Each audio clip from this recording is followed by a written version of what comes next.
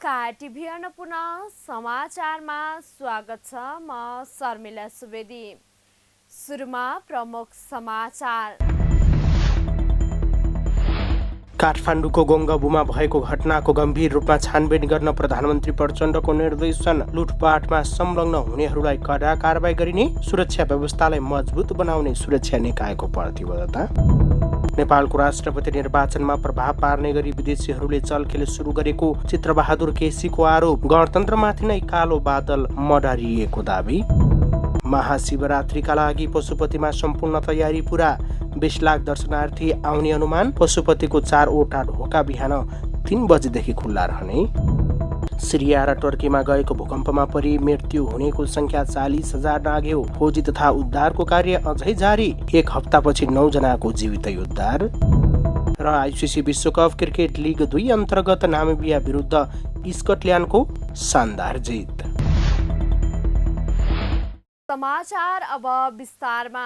प्रधानमन्त्री पुष्पकमल दाहाल प्रचण्डले सोमबार दिउँसो काठमाडौँको गोङ्गबुमा भएको घटनाको गम्भीर रूपमा छानबिन गर्न सुरक्षा अङ्गका प्रमुखहरूलाई निर्देशन दिएका छन्। बुधबार दिउँसो प्रधानमन्त्री तथा मन्त्री परिषदको कार्यालय सिंहदरबारमा सुरक्षा अङ्गका प्रमुखहरूलाई बोलाएर प्रधानमन्त्रीले घटनाको छानबिन गर्न र अन्यायमा परेका सबैले समुचित न्याय पाउने गरी कारबाही गर्न निर्देशन दिएका हुन्। छलफलमा नेपाल प्रहरी, सशस्त्र प्रहरी बल र राष्ट्रिय अनुसन्धानका प्रमुखहरूले बसपार्क क्षेत्रमा केही विवाद भए पनि यति अप्रिय घटना होला भनेर आफूहरूले पूर्व अनुमान नगरेको बताएका थिए। छलफलमा उनीहरूले घटनामा परि 33 जना प्रहरी घाइते भएको, शान्ति सुरक्षाको पूर्व अनुमान गर्न नसकिएको, प्रहरीको सावधानीका कारण मानवीय क्षति नभएको र विवादकै बीच लुटेरा समूहहरूले फाइदा उठाएको प्रारम्भिक अनुसन्धानले देखाएको ब्रिफिङ गरेका थिए। छलफलमा उनीहरूले घटनाको छानबिन गर्न नेपाल प्रहरीका एसएसपीको नेतृत्वमा समिति गठन गरिएको समेत जानकारी गराएका छन्। राष्ट्रिय जनमोर्चाका अध्यक्ष चित्रबहादुर केसीले भारतीय विदेश सचिवको भ्रमणका क्रममा भएको भेटघाटका विषयमा प्रश्न उठाएका छन्। प्रतिनिधि सभाको बुधबारको बैठकमा केसीले नेपालबाट मन्त्रीहरू जाँदा भारतीय शासकहरूले भेट्न नमान्ने गरेको तर भारतको एक कर्मचारी आउँदा नेपालका नेताहरू लम्पसार परेर भेट गरेको बताएका छन्। केसीले विदेशी शक्तिका मानिस आउँदा लम्पसार परेर उनीहरूको आशीर्वादबाट आफ्नो धुनो सोझ्याउने कामले राष्ट्रको सार्वभौममाथि खलल पुगिरहेको धारणा राखे। केसीले नेपालमा राष्ट्रपतिको निर्वाचन हुने लाग्दा शक्ति राष्ट्रहरूले प्रत्यक्ष रूपमा नै आफू अनुकूलको राष्ट्रपति बनाउने खेल खेलेको आरोप लगाए।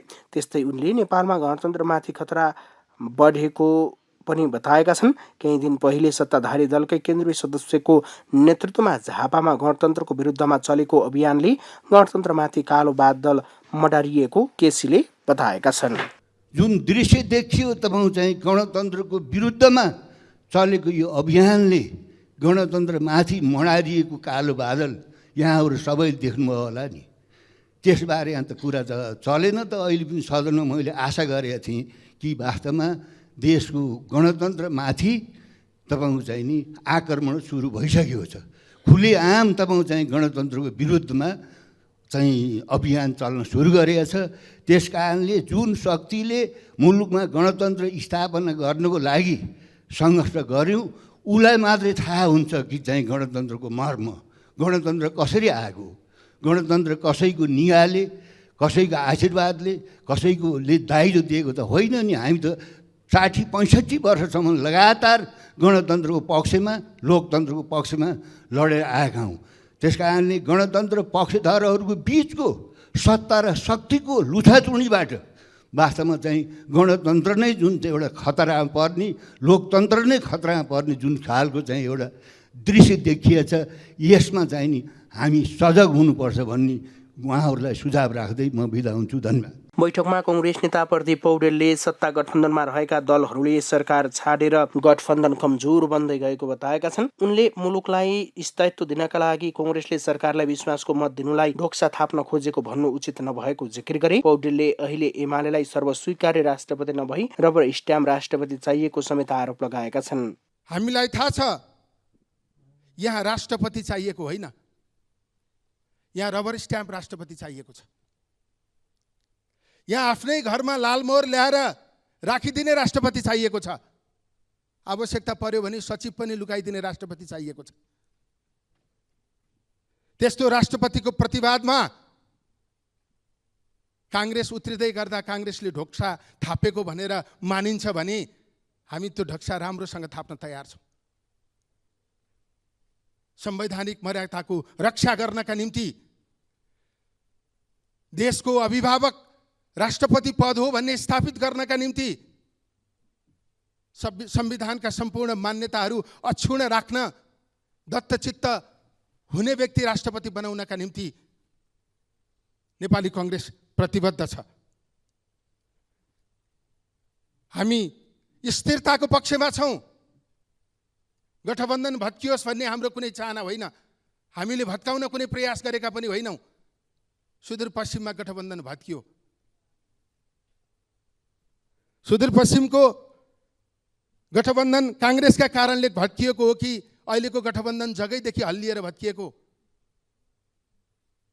हामी प्रश्न गर्न चाहन्छौँ। उनले कांग्रेसले संविधानमाथि खतरा पैदा हुने गरी कुनै पनि काम नगर्ने र गठबन्धन ढाल्ने कुनै पनि क्रियाकलाप नगरेको जिकिर समेत गरेका छन्।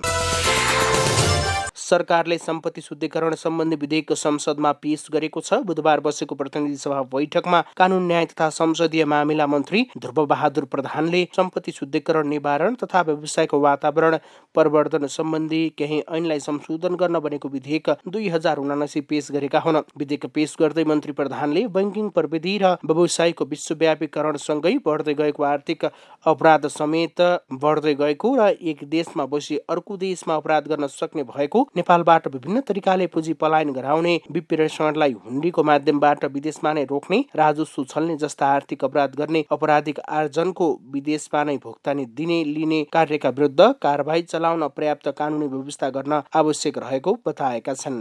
प्रस्तुत विधेयकलाई संघीय संसदबाट पारित गराई कार्यान्वयनमा ल्याउन सकेको खण्डमा सम्पत्ति शुद्धिकरण निवारण सम्बन्धी नेपालको कानुनी व्यवस्था अन्तर्राष्ट्रिय मापदण्ड बमोजिम हुने भई सम्पत्ति शुद्धिकरण सम्बन्धी कसुर तथा सम्बद्ध कसुरमा प्रभावकारी रूपमा कारबाही चलाउन तथा त्यस्ता कसुर निवारणमा समेत थप प्रभावकारिता आउने देखिएकोले सम्पत्ति शुद्धिकरण, निवारण तथा व्यावसायिक वातावरण प्रवर्धन गर्न सम्बन्धित विभिन्न 19वटा ऐनहरूमा संशोधन गर्नको लागि प्रस्तुत विधेयक सदन समक्ष पेश गर्दछु।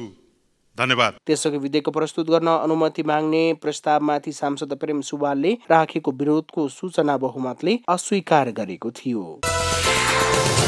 महाशिवरात्रिका लागि पशुपति क्षेत्र विकास कोषले सम्पूर्ण तयारी पूरा गरेको छ। बुधबार पशुपतिमा पत्रकार सम्मेलन गर्दै कोषले शिवरात्रिका लागि आवश्यक तयारी पूरा भएको जनाएको हो। हिन्दू धर्मावलम्बीहरूले महत्वपूर्ण चाड मानेको शिवरात्रि पर्व फागुन 6 गते परेको छ। नेपाल स्काउट समेतका गरी करिब 4000 जना स्वयंसेवकहरू परिचालन गर्ने र सादा पोसाकमा समेत प्रहरीहरू परिचालन गरी मेला क्षेत्रमा विशेष अनुगमन गरिने कोषका कोषाध्यक्ष एवं प्रचार उपसमिति संयोजक नारायण प्रसाद सुवेदीले जानकारी दिए। पशुपति क्षेत्रमा मासु, मदिरा तथा कुनै पनि प्रकारको नशालु पदार्थ तथा गाँजा, भाङ, जाँड, रक्सी लगायतको बिक्री, वितरण, ओसार पोसार, भण्डारण एवं प्रयोग गरे कारबाही गर्ने कोषले जनाएको छ। गत वर्ष करिब 14 लाख दर्शनार्थीले आराध्य देव पशुपतिनाथको दर्शन गरेको र यस वर्ष 20 लाख दर्शनार्थी आउने अनुमान कोषले गरेको छ। शिवरात्रिका दिन पशुपतिनाथको 4वटै ढोका बिहान 3 बजे खुल्ला गरिने र पशुपति प्रवेशका लागि विभिन्न स्थानबाट 4वटा लाइनको व्यवस्था गरिएको प्रचार उपसमिति संयोजक सुवेदीले जानकारी दिए। पार्किङको सन्दर्भमा कुरा गर्दा अहिले पार्किङ साँघुरिँदै गएको अवस्था छ। त्यसैले पशुपति क्षेत्र विकास कोषको कार्यालय प्राङ्गणको उपलब्ध भएको स्पेस, त्यसै गरी तेलङ्गा क्षेत्रमा भएको कोरिडोरको उपलब्ध हुन सक्ने सम्मको ठाउँ अनि प्रहरी वृत्त, ट्राफिक प्रहरी प्रभाग गौशालामा छ, त्यसको उपलब्ध भएसम्मको स्थान। त्यसै गरी सिफल चौरमा हामीले कुनै पनि पशुपति क्षेत्र विकास कोषले कुनै पनि कार्यक्रमको लागि हामीले ठाउँ उपलब्ध गराएका छैनौँ। त्यस कारणले सिफल चौरको उपलब्ध हुने ठाउँ र गोयश्रीतर्फको लागि सडकको कोरिडोर उपलब्ध भएसम्मको ठाउँलाई पार्किङ स्थलको रूपमा व्यवस्थापन गरिएको छ। र महाशिवरात्रि पर्वको सन्दर्भमा कुरा गर्दा हामीले विगतका 3-4 वर्षदेखि प्र्याक्टिस गर्दै आइरहेको कुरा हो। एयरपोर्ट, गौशाला, मित्रपार्क, चाबिलसम्मको रुटमा दर्शनार्थीहरूलाई पनि सहज हुने हिसाबले सकेसम्म भिडलाई पनि व्यवस्थापन गर्दै सवारी आवागमनमा हामीले सवारी आवागमन हुन दिने गरी ट्राफिक व्यवस्थापन मिलाइएको छ। शिवरात्रिका दिन भगवान शिवको पूजा आराधनाका लागि लाइनमा बसेका बिरामीहरूलाई लक्षित गरेर स्वास्थ्य शिविर पनि सञ्चालन हुने कोषले जानकारी दिएको छ। त्यस्तै एम्बुलेन्स र आपतकालीन अवस्थाका लागि कोषले दमकल समेत तयारी अवस्थामा रहने गरी व्यवस्था गरेको छ। शिवरात्रिमा लाखौंको संख्यामा आउने दर्शनार्थी भक्तजनको संख्या र समग्र व्यवस्थापनलाई समेत मध्यनजर गर्दै कोषले पर्यटन मन्त्री सुदन किरातीको संयोजकत्वमा मूल समारोह समिति गठन गरी विभिन्न कार्यहरू गरिरहेको जानकारी समेत दिएका छन्। आज मंगलबार नेपाल स्टक एक्सचेन्जमा 13.90 अङ्कको गिरावट आएको छ। कारोबार समयमा परिसूचक बढी पनि अन्तिम समयमा ओह्रालो लाग्दै दोहोरो अङ्कको गिरावटसँगै बन्द भएको हो। यससँगै परिसूचक 2091 अङ्कमा आएर रोकिएको छ। यससँगै परिसूचक 2091 अङ्कमा आएर रोकिएको छ। परिसूचक दोहोरो अङ्कले घट्दा आज 1 अर्ब 73 करोड रुपियाँ बराबरको कारोबार भएको छ। यस क्रममा 48,15,000 किता सेयर किनबेच भयो। यस्तै आज परिसूचक घटे पनि 36 कम्पनीको सेयर मूल्य बढेको छ। बाँकी 176 वटा कम्पनीको सेयर मूल्य भने घटेको छ। यस्तै 3 वटा कम्पनीको सेयर मूल्य स्थिर रहेको जनाइएको छ। परिसूचक 13 अङ्कले घट्दा आज उत्पादनमूलक समूहमा मात्रै सुधार देखिएको छ। यो समूहमा भने आज 46 अङ्कको वृद्धि देखिएको छ। बाँकी सबै समूहको घटेका छन्। सिरिया र टर्कीको सीमामा गत हप्ता गएको शक्तिशाली भूकम्पमा परि मृत्यु हुनेको संख्या 40,000 नागेको छ। टर्कीमा मात्रै भूकम्पमा परि 35,418 जनाले ज्यान गुमाएका छन्। त्यहाँका अधिकारीहरूका अनुसार सिरियामा 5,800ले ज्यान गुमाएका छन्। टर्कीबाट उत्तर पश्चिम सिरियामा बाब अल सलाममा मानवीय सहायता बोकेका 10 वटा अन्तर्राष्ट्रिय आप्रवासन संगठनका ट्रकहरू पुगेका छन्। टर्कीका राष्ट्रपति रेसेप तय्यप एर्दोगानले भग्नावशेषबाट 8,000 भन्दा बढी मानिसको जिउँदै उद्धार गरेको जनाएका छन्। भूकम्पपछि सिरियामा 5.3 मिलियन मानिस घरबार विहीन हुन सक्ने राष्ट्रसङ्घको अनुमान छ। टर्की र सिरियामा 9 लाख मानिसलाई तत्काल खानाको आवश्यकता रहेको राष्ट्रसङ्घले जनाएको छ। टर्कीमा 82 देशका 9,046 विदेशी कर्मचारी विपद क्षेत्रमा कार्यरत रहेको परराष्ट्र मन्त्रालयले जनाएको छ। भूकम्पमा परेका 9 जनालाई 1 हप्तापछि मंगलबार उद्धार गरिएको छ। टर्कीमा ढलेका भग्नावशेषमा फँसेका 9 जनाको हिजो जीवितै उद्धार गरिएको हो।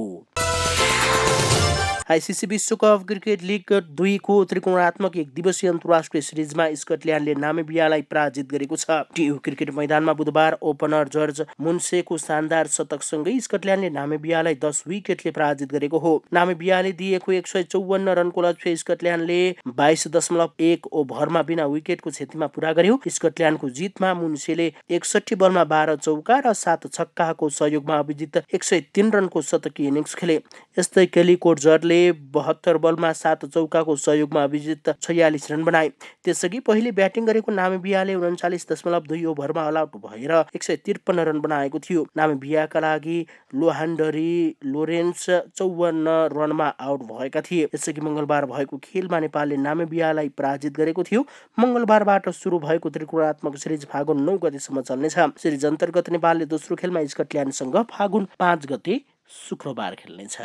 समाचार अहिलेलाई यति नै। टिभी अन्नपूर्ण तपाईले हाम्रो वेब पेज tvannapurna.com सँगै फेसबुक, ट्विटर, युट्युब तथा मोबाइलमा टिभी अन्नपूर्ण एप अनि विन्डोज मार्फत आफ्नो टेलिभिजन सेटमा समेत हेर्न सक्नुहुनेछ। पल पलको अपडेटका लागि तपाईँ नेपालकै पहिलो अनलाइन टेलिभिजन टिभी अन्नपूर्ण हेर्दै गर्नुहोला। नमस्कार।